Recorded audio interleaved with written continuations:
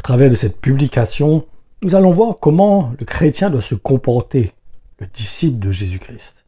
Et pour cela, nous allons lire quelques versets.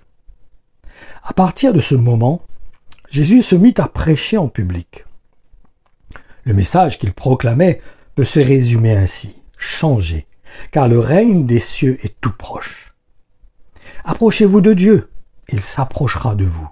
Nettoyez vos mains, pécheurs, et purifiez votre cœur, vous qui avez le cœur partagé. Heureux ceux qui sont opprimés pour avoir fait ce que Dieu demande, car le royaume des cieux leur est réservé.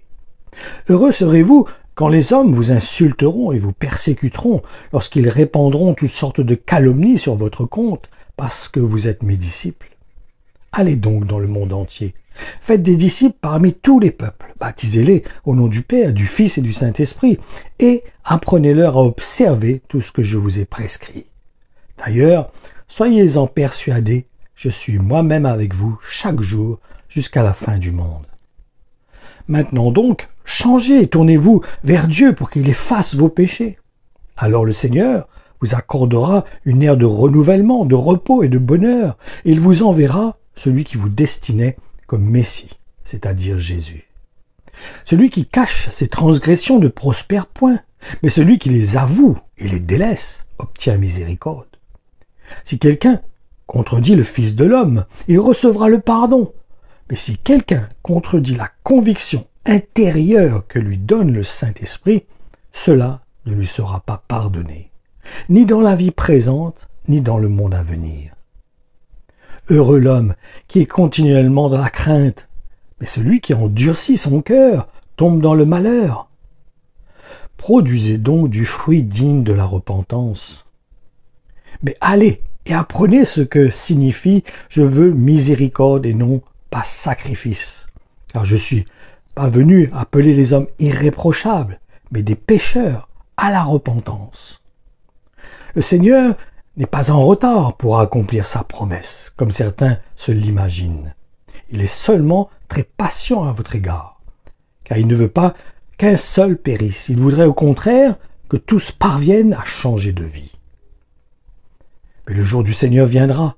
Il viendra de façon aussi soudaine et inattendue qu'un voleur. En ce jour-là, les cieux exploseront avec un fracas terrifiant. Les éléments embrasés se désintégreront dans une déflagration universelle. Et la terre périra dans cet incendie avec tout ce qu'elle renferme. C'est pourquoi, quittez leur milieu, séparez-vous d'eux et tenez-vous à l'écart, dit le Seigneur. N'ayez pas de contact avec ce qui est impur. Alors je vous accueillerai. Par plusieurs autres paroles, il les conjurait et les exhortait, disant « Sauvez-vous de cette génération perverse ».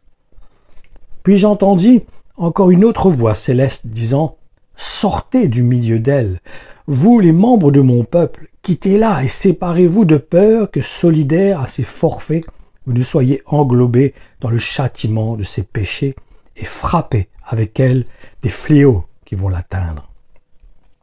Est-ce à moi de juger ceux qui vivent en dehors de l'Église? Certes non. Ce n'est pas mon affaire. Par contre, c'est bien à vous, ceux qui font partie de votre communauté, et c'est sous votre responsabilité que la discipline doit être exercée chez vous. Ceux du dehors, Dieu les jugera. Mais vous, retranchez le coupable du milieu de vous. Veillez donc sur vous-même et sur votre manière de vivre. Si ton frère s'est rendu coupable à ton égard, fais-lui des reproches en conséquence. S'il change d'attitude, pardonne-lui. Même s'il revient te trouver 7 fois de suite le même jour en disant « Je me repens de ce que j'ai fait ». Pardonne-lui. Cependant, plus tard, lorsque Pierre est venu à Antioche, j'ai dû prendre personnellement position contre lui. Je lui ai tenu tête, car il était manifestement dans son tort et méritait d'être repris. Mes frères, si l'un de vous s'égare en s'écartant de la vérité et qu'un autre le ramène sur le bon chemin, s'il arrive à ton frère de commettre un péché, va le trouver, parle en tête à tête avec lui et montre-lui sa faute. S'il se laisse convaincre, tu auras gagné ton frère. S'il ne t'écoute pas, reviens le voir en prenant avec toi une ou deux autres personnes, pour que tout se fasse en étant appuyé sur des déclarations de 2 ou de 3 témoins. S'il refuse de vous écouter, dis-le à l'Église. S'il refuse même d'écouter l'Église, mets-le sur le même plan que les incroyants et les gens avec qui vous évitez toute relation. Vraiment, je vous l'assure, tout ce que vous aurez défendu ou permis sur la terre sera sanctionné par l'autorité divine. Je vous le dis en vérité, tout ce que vous lirez sur la terre sera lié dans les cieux, et tout ce que vous délierez sur la terre sera délié dans le ciel. Moi, je reprends et je châtie tous ceux que j'aime. Et donc du zèle et repens-toi. Voici, je me tiens à la porte et je frappe. Si quelqu'un entend ma voix et ouvre la porte, j'entrerai chez lui, je souperai avec lui et lui avec moi.